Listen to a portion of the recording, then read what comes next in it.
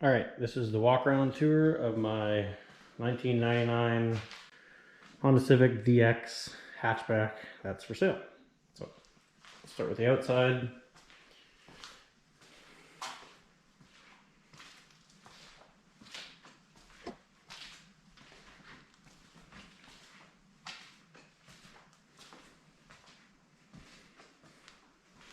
So as you can see, it's mostly been kept stock body. Other than I have gone through the effort of sourcing all the OEM paint matched trims. So it's got the door moldings, it's got the lower side skirts, mirrors, door handles, and the rare mid-wing from the DX Special Edition hatchback. So all that was sourced from several silver EKs, so it's all original paint. As you can see, the passenger side skirt has some scuffing along the bottom here. It originally came from a wrapped EM1, so obviously when they wrapped it, they must have sanded some imperfections out of it. Coming around the front, you can see it's got really clean headlights. These are original. No polish magic has happened here. That's just the original condition of the headlights. Moving up to the glass, this is original windshield. It's free of cracks, but I don't know how well the camera will pick it up, but it does have some pitting on it. Nothing too major, but something to point out. The rear fenders have been rolled for tire clearance. Nothing too crazy. On this side, there was a spot where the paint chipped. Down here, it's chipped a little bit. Hopefully the camera picks that up. I would recommend putting some touch-up paint on that to keep it from rusting in the future. There are a few door dings down this one side of the door here. Hopefully the camera picks it up, but yeah, just 6 inches above the trimmer, so there's a few door dings down the side. I'm the third owner of this car. The owner I bought it off of was a lady. She owned it for, I believe, 13 years, and it was her daily driver. So it does have some rock chips and the odd scrapes and scuffs on it, being that it was a daily driven car. She did garage keep it though. All body panels have the matching VIN number to the car. Everything's all original.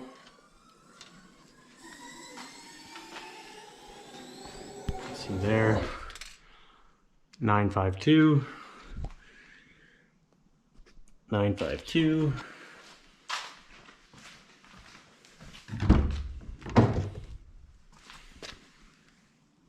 952, and there's the actual VIN of the car, 952,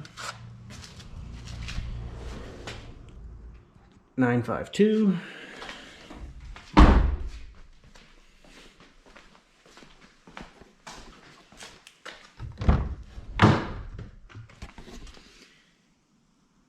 952, and later in the video, when we check out the engine, I will show you guys the fender and hood tags as well.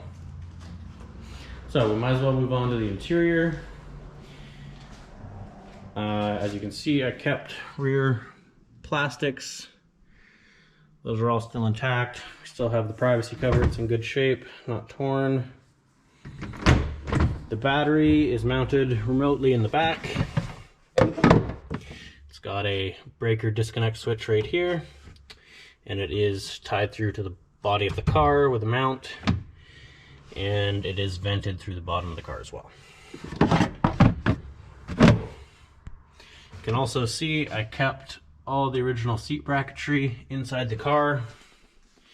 I did remove the seat belts and the seats obviously, but I kept the back bracketry, so in the future if someone wanted to take out the roll bar and put the seats back in, they could. The car also retains the rear speakers still as well. Original taillights. I did just replace the hatch struts on both sides.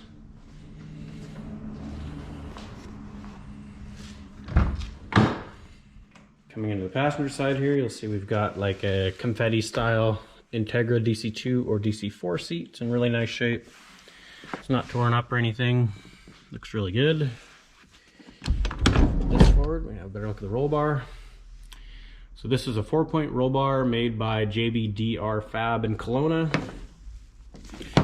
It's bolted through here with plates matching it on the bottom side. Let's see if I can get a shot of those. Hard to see, but they are welded plates right here. And it's got the extended hoop there for the seatbelt brackets.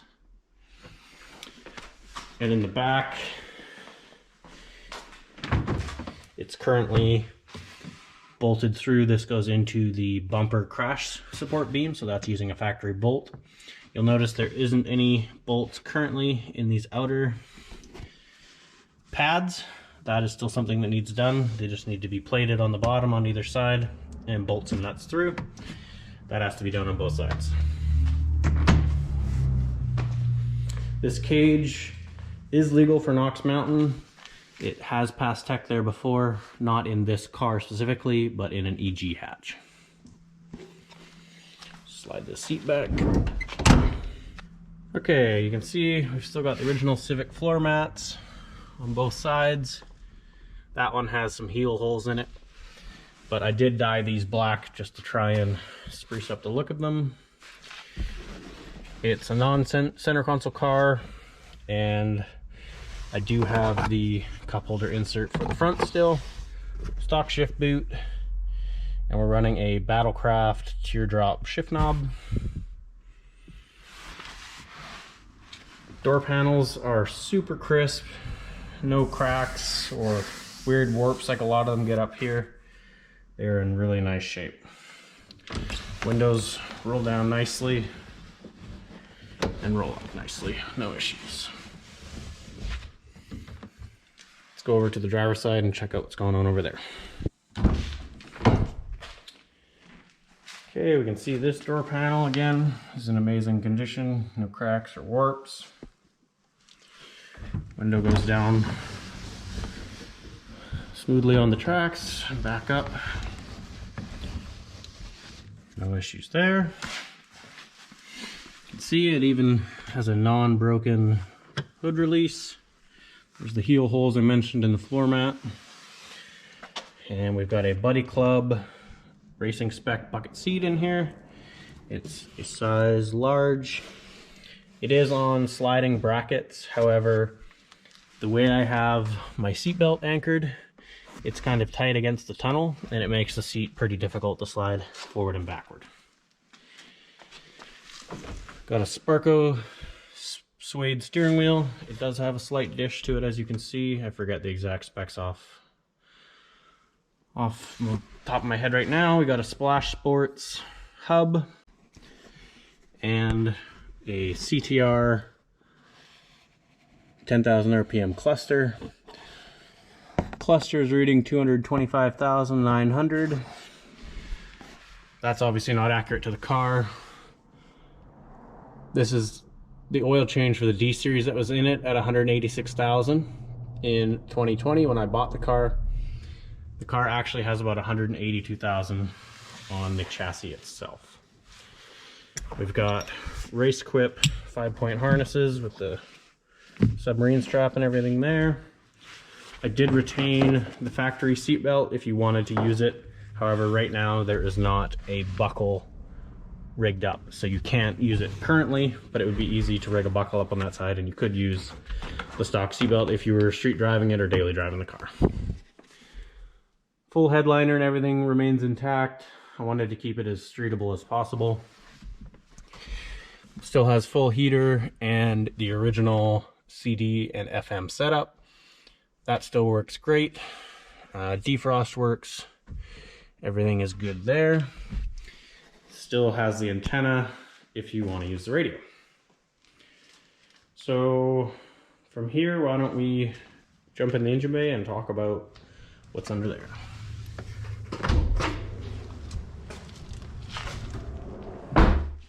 Okay, as mentioned, here's our VIN tag. Oh, sorry, got it the wrong way there. 952.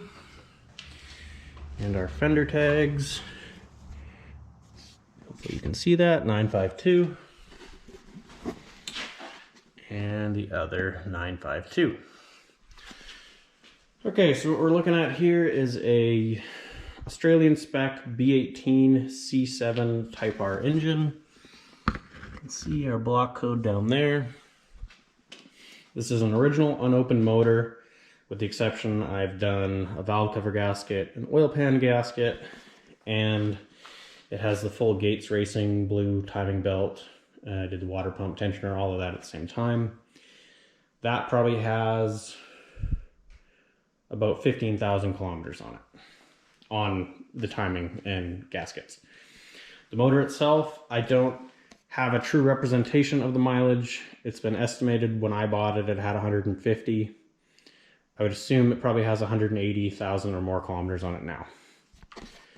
The transmission is a EM1 transmission, so it's a B18c7 EK tranny, and you can see the VIN code there is EM1, so it's a non-LSD S4C transmission. That transmission has about 290,000 kilometers on it, shifts great, no grinds, no pop-outs, and it is a non-LSD.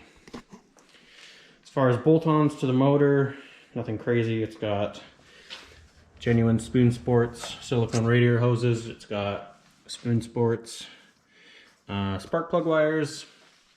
We've got a Passer JDM carbon fiber cold air intake and filter. Skunk 2 alpha radiator. You'll see here the rad support is notched from factory. Generally it looks like this.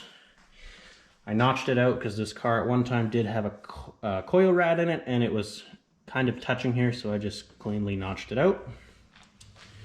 The car is still running power steering, but no air conditioning. There's also no torque mounts on it. It's just running the main 3 factory mounts. They are Yonaka Motorsports, so they are very stiff, which causes the car to vibrate a lot. The car also has a 15/16 master cylinder, which is needed for the braking system that's on it. We'll get into that. And it's also got a 4-port catch can. We've got one line that goes to the valve cover breather, and then the other 2 lines are these larger AN fittings, and they go right down to the back of the block.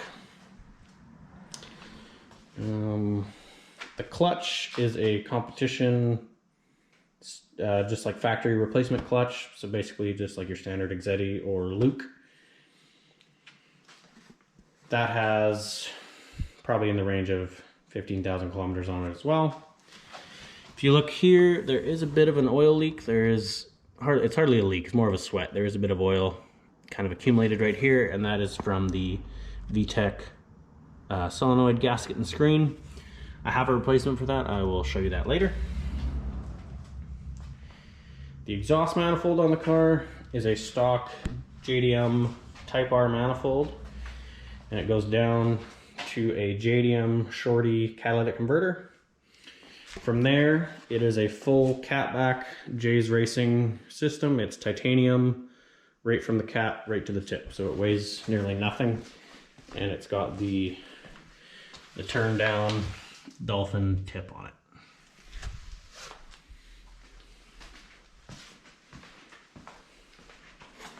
As far as things that need finished here in the engine bay, it's basically done, it's good to go, but I don't have, there's a little Y connector that goes from here and it goes into these hoses, which are for the windshield spares. So it's just a little Y adapter. I think I ended up robbing that for a different project and I haven't got around to replacing it. So that little part's missing, not a big deal, a couple bucks at a junkyard. And actually on that note, there is another little thing that's missing in the interior that is needed to get from a junkyard as well. I borrowed the cigarette lighter, so there isn't currently a cigarette lighter in here. The plug-in is still there for it, everything's wired, it just needs one popped in there from the junkyard. Okay, moving on to suspension. This car is 5-lug swapped with a 32mm USDM Type R 5-lug. So if you guys are familiar with Narita Dogfight, you'll notice there's a decal on the back of the car here. This 5-lug and these wheels actually came off of the founder, Sean Lucas's. He had a little black EK hatch that I bought from him, and it ended up parting out because the shell wasn't as clean as I wanted, so I ended up buying this car. So these wheels and 5-lug are actually from California off his car, which is kind of cool. I'll throw some pictures up here of it racing at, I think it was Willow Springs. But anyways, I did new wheel bearings in the front. It's got ARP shorty wheel studs front and back. We got BWR extended lower ball joints. It's got Skunk 2 Pro coilovers. And the brake pads up front are Hawk HP Plus. I don't recall what the rear brake pads are. I don't think they're anything fancy. It does have the K-tuned rear rubber trailing arm bushing installed. It's got brand new tow arms installed. The rear lower control arms, hopefully you guys can see this, are just a cheap knockoff brand, but they're basically brand new. They've only got maybe a couple 100 kilometers on them. Sway bar is a I believe it's a USDM Integra Type R sway bar, and it's got brand new blocks, spherical end links. The car also has Russell braided brake lines front and rear, and the tires are Bridgestone RE71R. They have 2019 date code on them. They've been stored in bags for the last couple years. They've only done one autocross event and maybe a few 100 kilometers of street driving, so they are still in great shape. Wheels are Wedsport TC05. I believe the spec is 15 by 6.5. I don't recall the offset at the moment, but I want to say it's in the range of plus 30 or plus 35. It has stock upper control arms up front, so no camber adjustability in the front, but it does have brand new SBC rear camber arms in the back. None of the wheels are curbed or bent, but they do have a few marks here and there from tire machines because I used to use them on my autocross car, so they've seen a lot of tire swaps.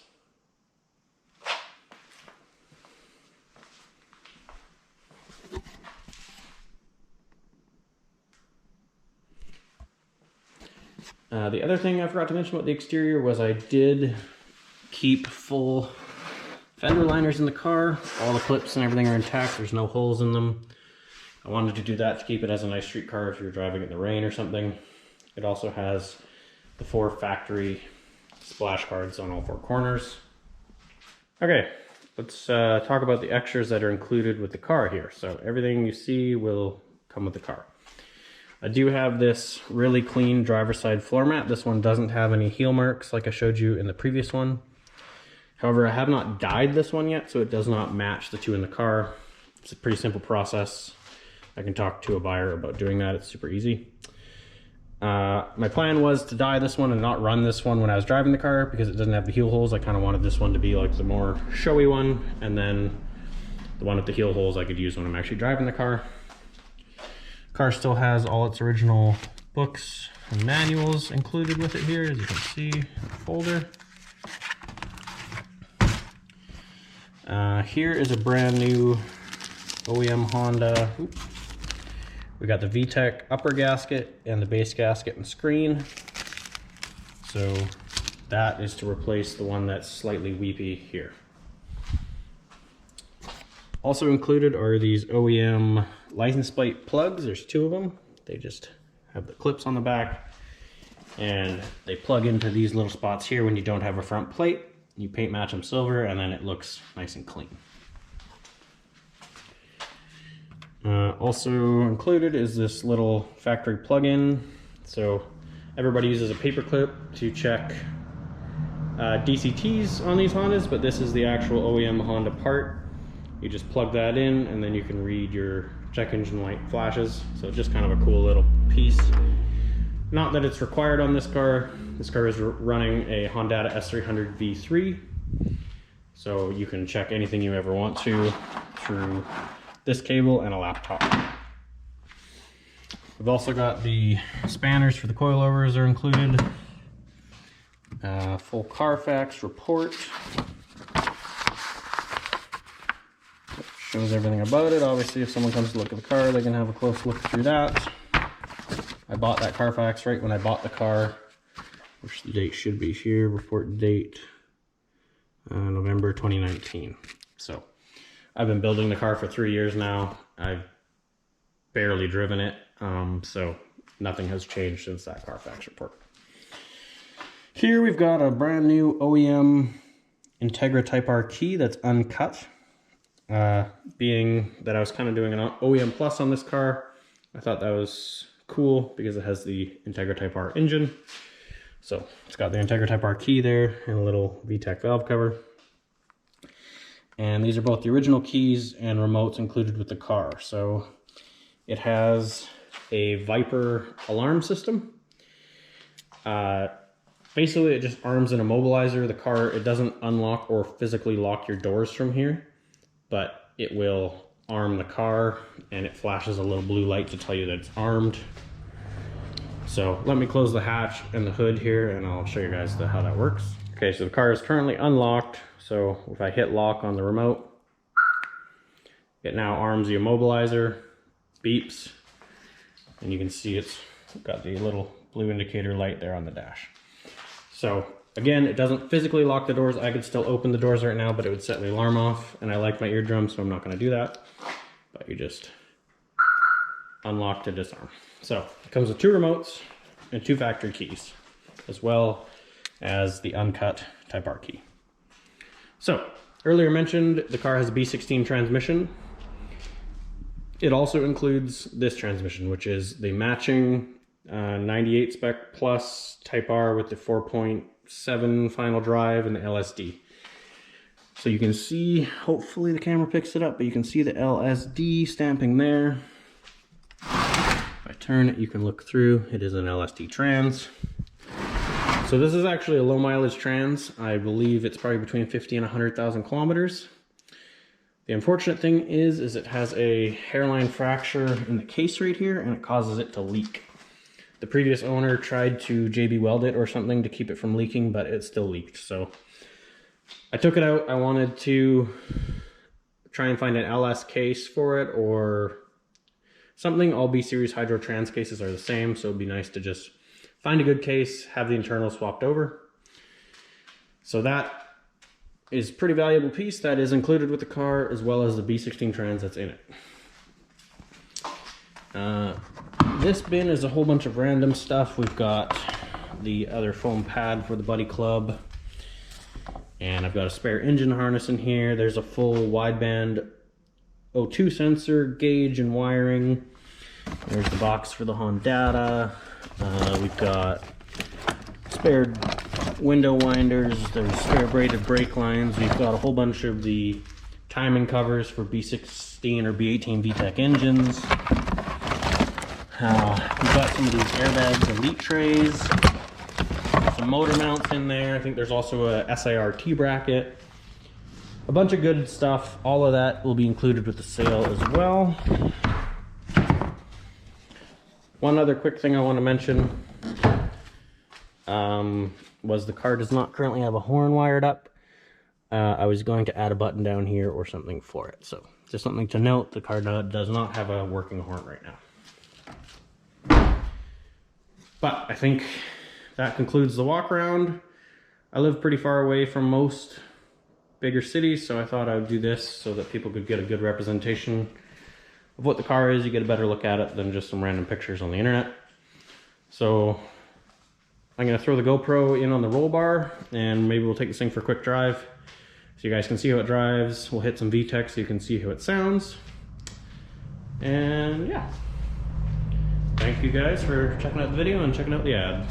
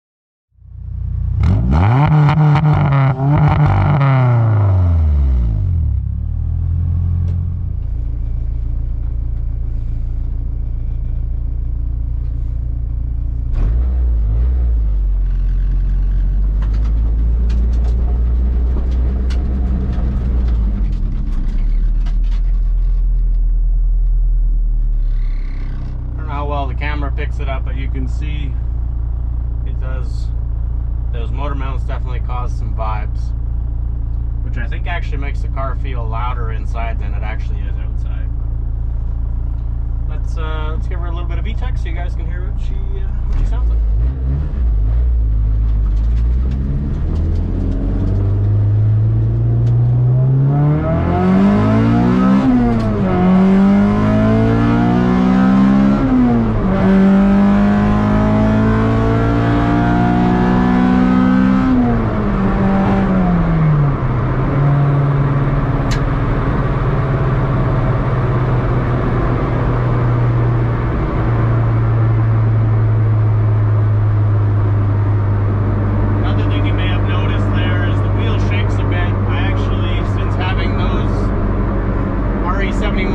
I haven't had them